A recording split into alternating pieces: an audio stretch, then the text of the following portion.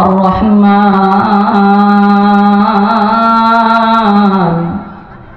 আল্লামাল কুরআন খলাকাল ইনসান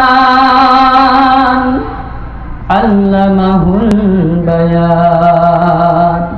আল্লাহ রাব্বুল আলামিন ডাক দিয়ে বান্দাদেরকে আশ্বাস দিচ্ছেন, ভালোবাসা দেখাইতেছে। কেমনে দেখেন, আল্লাহ রাব্বুল আলামিন ডাক দিয়ে বলতেছেন, আনির রহমান, আমি আল্লাহ রাব্বুল আলামিন হচ্ছি দয়ার সাগর রে বান্দা। আমি আল্লাহ তাআলা কেমন দয়ার সাগর। আমি আল্লাহ রাব্বুল আলামিন আমার দয়া তারে সৃষ্টি করার পরে আমি আল্লাহ রাব্বুল আলামিন তারে ভাগ করলাম। 100টা ভাগে ভাগ করার পরে আমি আল্লাহ রাব্বুল আলামিন একটা ভাগ পুরা দুনিয়াবাসীর সমস্ত মাখলুকের মধ্যে ছিটায় দিলাম। আর 99 ভাগ দয়া আমি আল্লাহ রাব্বুল আলামিন নিজের কাছে রেখে দিলাম। 1 ভাগ দয়া দুনিয়ার মধ্যে দেওয়ার কারণে মা তার সন্তানকে বকা দেওয়ার পরে জনম দুঃখিনী মা নিজেই কাঁদে কি কাঁদে না? ও বন্ধু, দুনিয়ার মধ্যে মা তার সন্তানকে গালি দিয়েছে, বকা দিয়েছেন। 1 সপ্তাহ পর্যন্ত সন্তান মার সাথে আর কথা বলে না, মার দেখি আর চাই না, মারে মা বলে ডাকে না। জনম দুঃখিনী মা রাত্রিবেলায় বিছানার মধ্যে বালিশে মাথা লাগায় শুধু কাঁদে আর কাঁদে। স্বামী ডাক দিয়ে বলতেছেন, তোমার কি হয়েছে, এমন ভাবে কাঁদো কেন? স্ত্রী ডাক দিয়ে বলতেছেন, আমার কলিজার মধ্যে আগুন লেগে গিয়েছে। বলে, কি হয়েছে বলো? আমার কলিজার টুকরা সন্তান, আমার মানি, যারে 10টা মাস আমি পেটের মধ্যে রাখলাম, 2.5টা বছর 2টা বছর আমি নিজে দুধ পান করাইলাম। আমার মন চাইছে ঠান্ডা পানি খাইতে, আমি মা কোনোদিন ঠান্ডা পানি খাই নাই। আমার মন চাইছে ঠান্ডা পানিতে গোসল করতে, আমি কোনোদিনও গোসল করি নাই। আমার মানিকরে ঠান্ডা লেগে যাবে। আমার এই সমস্ত করার কারণ একটা মাত্র, আমার সন্তান আমার মুখটা ফুটার পরে, বলিটা ফুটার পরে আমি মারে মা বলিয়া ডাকবে। আমি অনেক ধৈর্য ধারণ করে আমি আমার সন্তানটারে বড় করলাম। যেদিন প্রথমবারের মতো আমি জনম দুঃখিনী মারে আমার সন্তানটা মা বলে ডাক দেয়, আমি জনম দুঃখিনী মার সারা জীবনের কষ্টগুলো সেই দিন মুছে যায়। আজকে 1 সপ্তাহ পর্যন্ত আমার সন্তান আমারে মা বলে ডাকে না। আমার কোনো কিছুই ভালো লাগে না। আমি মা ঘুমাইলে আমার কানের মধ্যে আমার মা মা আওয়াজটা ভাসে। আমি খাইতে গেলে আমার অন্তরের মধ্যে আমার সন্তানের মা ডাকের চাহিদার কারণে খাবারটা যেতে চাই না। ও বন্ধু, দুনিয়ার মধ্যে হাজারো এমন ঘটনা রয়েছে। 20 বছর আগে জনম দুঃখিনী মার সাথে ঝগড়া করে বাড়ি থেকে বের হয়ে চলে গেছে যুবক। হঠাৎ করে 20 বছর পরে একটা তাফসীর মাহফিলের মধ্যে বসা, তাফসীর মাহফিলের মধ্যে বসে যুবক আল্লাহ রাব্বুল আলামিন ওই বক্তার মুখেও আল্লাহ তাআলা সেদিন মায়ের কষ্টের কথাটা তুলে ধরলেন। একজন মা তার কলিজার টুকরা সন্তানকে কেমন ভালোবাসে রে যুবক। যারা মারে ভালোবেসে থাকো, একটু দেখো চোখের মধ্যে মার জন্য পানি আনা যায় কি নাকি। আল্লাহ রাব্বুল আলামিন মারে কেমন দয়া দিয়েছেন।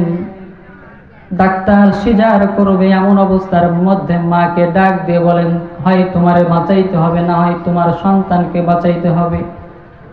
জনম দুঃখিনী মা ডাক্তারকে উত্তর দিয়ে বলেন, ডাক্তার, দুনিয়াটা কেমন রং আমি দেখেছি, দুনিয়ার খাবারের কেমন স্বাদ আমি মা দেখেছি, সুতরাং আমি মার দুনিয়ার মধ্যে থাকার প্রয়োজন নাই। আমার কলিজার টুকরা সন্তানটারে আপনি দুনিয়ার আলো দেখার ব্যবস্থা করে দে। ওই যুবক তাফসীর মাহফিলের মধ্যে শুধু কাঁদে আর কাঁদে। মাহফিল যেই সময় শেষ, যুবক হুজুরের হাত ধরে এবার কান্না শুরু করে দিয়েছে। হুজুর, 20 বছর আগে জনম দুঃখিনী মারে না বুঝে গালি দিয়ে বের হয়ে আসছিলাম, আল্লাহ তাআলা কি আমাকে মাফ করবে নাকি? হুজুর ডাক দিয়ে বলতেছেন, যুবক শোনো, ততক্ষণ পর্যন্ত আল্লাহর জমিনে তোমার মা তোমারে মাফ না করবে, আল্লাহ রাব্বুল আলামিন তোমারে মাফ করবে না। সুতরাং তোমার মা যদি বেঁচে থাকে আজকে রাত্রেই তোমার মার বাড়িতে গিয়ে তুমি মাফ চেয়ে নাও। যুবক দৌড় দিয়েছে জনম দুঃখিনী মার বাড়ির সামনে দাঁড়িয়ে কাঁদে আর কাঁদে, কাঁদতে কাঁদতে বুক ভাসায় ফেলছে। এবার যুবক মনে মনে ভাবে 20 বছর আগে মারে কষ্ট দিয়ে চলে গেছি, আজকে কেমনে মারে কোন মুখে মা বলে ডাকবো, চিন্তার মধ্যে পড়ে গেছে। হঠাৎ করে যুবক চিন্তা করলো, না না না, আজকে আমি মারে মা বলে ডাক দিব, যা আছে কপালে। এই বলিয়া দরজার সামনে দাঁড়ায়া যে সময় যুবক নিজের শরীরের সবটুকু শক্তিরে বাই করিয়া একবার ডাক দিয়েছে, রে মা। জনম দুঃখিনী মা ঘর থেকে বের হয়ে এসে দরজাটা খুলতে দেরি করে নাই। যুবক পায়ের মধ্যে পড়ে গিয়ে ডাক দিয়ে বলেন, ও মা, এত কষ্ট করে তুমি আমারে মানুষ করছো রে মা, তোমার ঋণ আমি কোনোদিনও শোধ করতে পারবো না।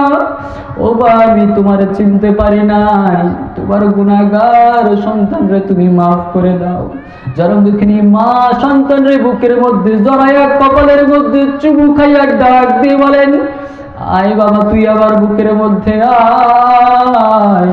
আজ থেকে 20 বছর আগে যখন তুই চলে যাস, প্রত্যেক দিন এশারের নামাজের পরে আমি আল্লাহকে ডাক দিয়ে বলতাম, আল্লাহ, আমার মালিক আমারে বুঝে নাই, কষ্ট দিয়ে বের হয়ে চলে গেছে রে আল্লাহ, তুমি দয়া করে মায়া করে আমার কলিজার টুকরা মালিক রে আমার কাছে এনে দাও। আয় বাবা, আমার বুকে আয়। ও বন্ধু, আল্লাহ রাব্বুল আলামিন এবার ডাক দিয়ে বলেন, আর রহমান, আমি আল্লাহ কেমন দয়ার মালিক এবার বুঝো। আমি আল্লাহ রাব্বুল আলামিন যারা পরিমাণ দয়া তোমার মার অন্তরের মধ্যে দেওয়ার কারণে, তুমি তোমার মারে একবার মা বলে ডাকার কারণে তোমার মা তোমারে মাফ না করিয়া থাকে নাই। ও বান্দা, আমি আল্লাহ তো আমার কাছে 99 ভাগ দয়া রেখে দিয়েছি রে বান্দা। জীবনে কতগুলো গুনাহ করেছো, একবার গুনাহ থেকে মাফের উদ্দেশ্যে যদি আমি আল্লাহরে আল্লাহ বলে ডাকতে পারো, আমি আল্লাহ তোমার জীবনের সমস্ত গুনাহগুলো মাফ করে দিব। জোরে বলেন সুবহানাল্লাহ। এজন্য আল্লাহ রাব্বুল আলামিন রহমান নাম দিয়ে, দয়ার সাগর নাম দিয়ে একটা সূরা নাজিল করে দিয়েছেন। ও গুনাহগার, নিজের মনটারে এবার বুঝাও রে মন, আল্লাহ ছাড়া দুনিয়ায় নাই কোনো আপনজন। আল্লাহ রাব্বুল আলামিন এতবার আপনাদেরকে ডাক দিতেছেন, এতবার বুঝাইতেছেন, বুঝেন না। যখন বুঝেন না, রব্বে কারীম এবার ডাক দিয়ে বলতেছেন, কুল ইয়া ইবাদি,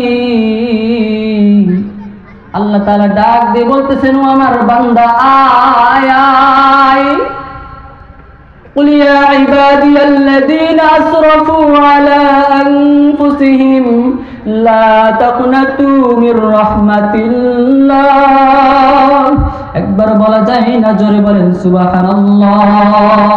আল্লাহ রাব্বুল আলামিন বলতেছেন, আল্লাযীনা আসরাফু আলা আনফুসিহিম, কে আছো নিজে গুনাহ করতে করতে সাগর পরিমাণ গুনাহ করেছো, নিজে সুদ খাইতে খাইতে সাগর পরিমাণ সুদ খাইছো, পাহাড় পরিমাণ খাইছো, জিনা করতে করতে, নেশা খাইতে খাইতে গুনার ডিব্বা বানায় ফেলছো, পাহাড় বানায় ফেলছো, সাগর বানায় ফেলছো। আমি মালিক রে শুধু একবার অন্তর থেকে ডাক দাও। আল্লাহ তাআলা ডাক দিয়ে বলেন, এত গুনার করার পরেও তুমি আমি মালিককে কখনো ভুলিয়ে যাও না।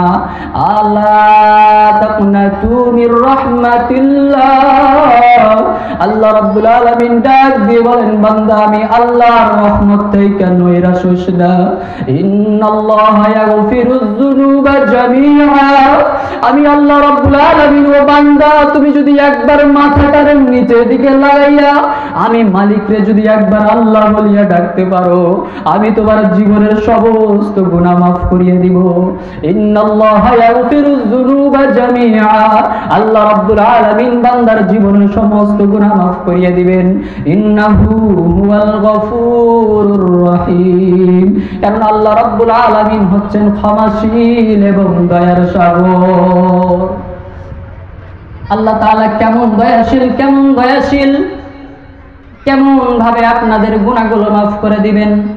আল্লাহ তাআলা আবারও ডাক দিয়ে বলতেছেন, ইল্লা মান তাবা ওয়া আমানা ওয়া আমিলা আমালান সলিহান ফাউলাইকা ইউবাদদিরুল্লাহু সাইয়্যাতিহিম হাসানাত ওয়া কানাল্লাহু গফুরুর রহিমা। জোরে বলেন না সুবহানাল্লাহ। আল্লাহ রাব্বুল আলামিন ডাক দিয়ে বলতেছেন, আমার বান্দা একবার তুমি আমায় আল্লাহ রে আল্লাহ বলিয়া ডাকো, একবার তুমি আমি মালিক রে মালিক বলিয়া ডাকো, তোমার জীবনের যত গুনাহ আমি আল্লাহ মাফ করিয়ে দিব।